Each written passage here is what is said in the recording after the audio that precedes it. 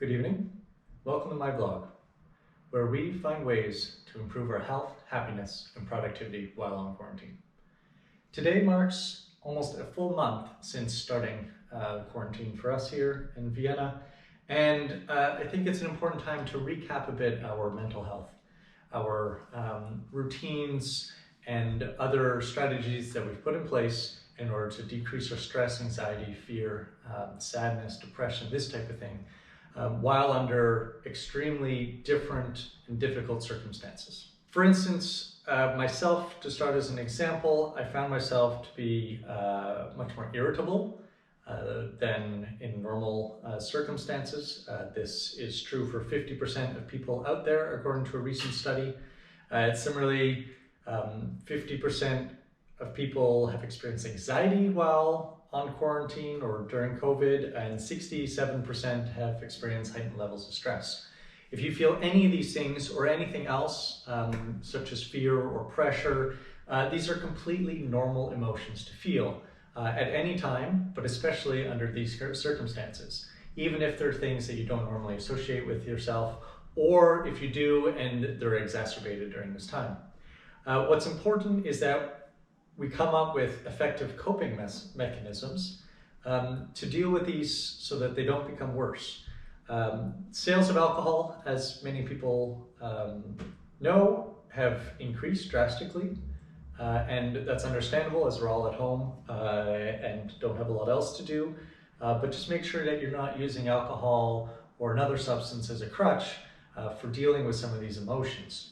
Some of us feel overwhelmed due to our work, especially if we're involved directly in the crisis, or if we're figuring out new working at home arrangements, if we're balancing work and family life. Others of us feel bored because we're stuck at home, because we've lost our jobs, etc.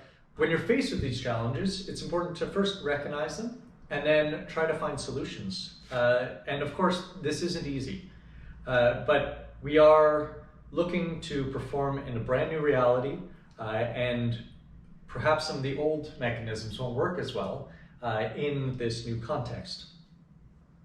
So first off, I try to remain conscious of my own state of mind so that I recognize these changes.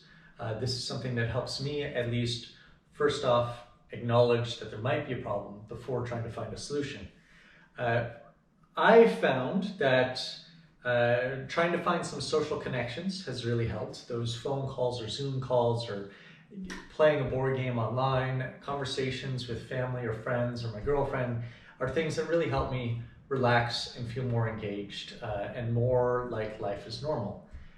Another solution I've tried is having a bit more of a routine. So it would be easy for me to sleep into whatever hour, slump up the stairs and sit down and start my work, or to work into whatever hour of the evening, which sometimes does happen if I'm requested to do so.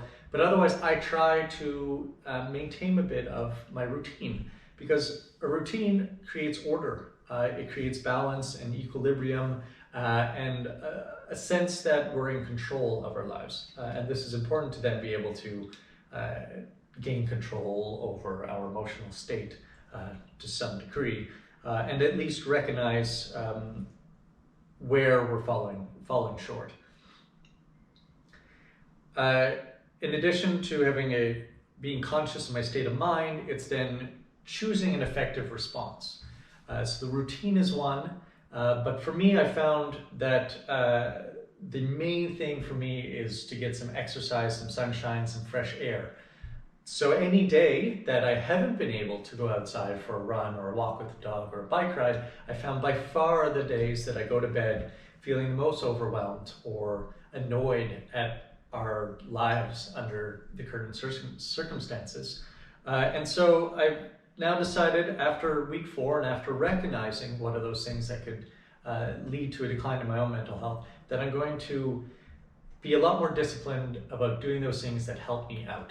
Specifically, getting outside every day, no matter what, for an hour and a half, as we're allowed to do that here in Vienna, and go for a walk or a run or a bike ride, and just get some fresh air and see something new and different from this space. Solitary confinement isn't something that anybody can really escape unscathed. And so this is my way of dealing with it, and hopefully you've found a different or similar way to helpfully deal with your own mental health challenges. I suffer from migraines once in a while, and I've had one or two while on quarantine, which is higher rate than what I normally get, which is only every couple of months. Found myself more irritable, as I'd mentioned. Perhaps social withdrawal is something that other people face. I do know that some evenings, if Rachel has a phone call planned with others, I just really don't feel like engaging, and it takes a little bit more for me to want to socially engage, so you might be feeling the same way.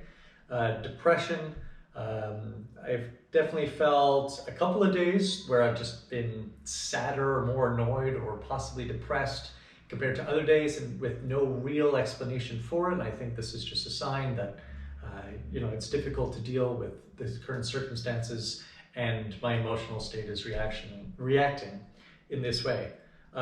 Fear is another one, which is linked to anxiety, just not knowing what's going to happen in our world with your own life situation, your financial situation, your family situation. Of course, any of these things can lead to issues with your mental health. You can have problems sleeping, all kinds of things. And so hopefully you'll have found solutions to this. You'll find that routine or a break can really help. Reaching out to others, though, is something that everybody should do regularly to build up that communication, that back and forth, and that support network, so that when you really do need the help of somebody, you're able to ask. And more importantly, you're able to give that to others. For me, at least, there's a strong link between the physical and mental side of my health. And so not only is exercise important, but getting a good night's sleep, stretching, eating well, these things have really helped. And if you find these things difficult in your current circumstances, or if you find yourself just overwhelmed by all the people who are incessantly telling you on YouTube, through social media, through your family, through your friend networks, of all the things you should be doing while in quarantine, and you just don't have the time, that's okay. You can't do everything perfectly, and that is perfectly fine. That's the only thing that's perfect, is the inability to do anything perfect.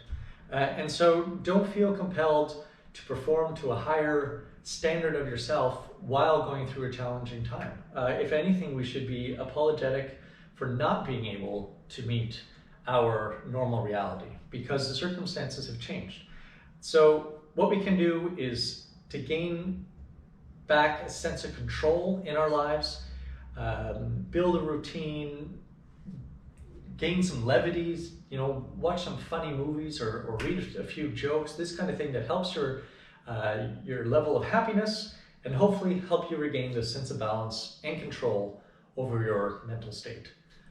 So I'm hoping that this video can provide some ideas where you can reach out to others online, to professionals, to your family, etc., and help deal with your own mental health challenges while on quarantine.